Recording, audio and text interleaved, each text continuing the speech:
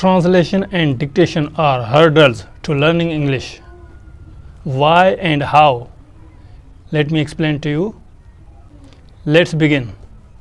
Do not focus more on translation and dictation activities. These methods are more of an obstacle for learners of English than improving your language skills. And on top of that, it is a waste of time because you just focus on translation and dictation. You are not aware of, you do not go deep down to the environment of the language, the nuances of languages. That is why you just focus on more translation and on dictation. Dictation and translation method stops your learning process because it just shows you that you have just taken the handbrake of your vehicle. It stops you progressing further.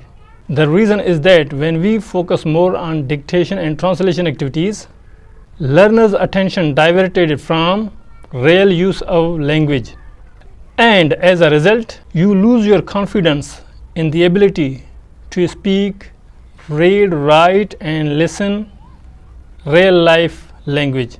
Here is the solution how you can skip translation and dictation activities while learning English. When language learners pay attention to more real language use and focus more on communicative aspect of language, they become the aware of the language use through input, such as listening and reading.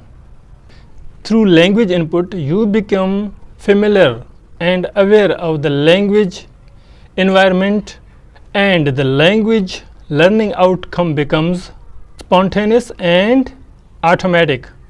The main point of this topic is that you should get plenty of input, language input, that you can immerse yourself, fill your brain with the English language. Then you no longer need such kind of wasting your time on activities, on the activities of translation and dictation, because you are going through the whole process of getting input. If I simplify this point, in other words, is that language dictation, writing and translations are like a short-term solutions. So you are just focusing on, just if you are doing all of these activities, you are just working on your short-term goals in language learning. If you really want to become fluent and proficient in English, so you need to work on your language input through reading, listening, observation and writing as well. Then comes the speaking practice. But first of all, fill your brain with the language information. This has been Nusrat Hussain from Life Skills Green. See you soon.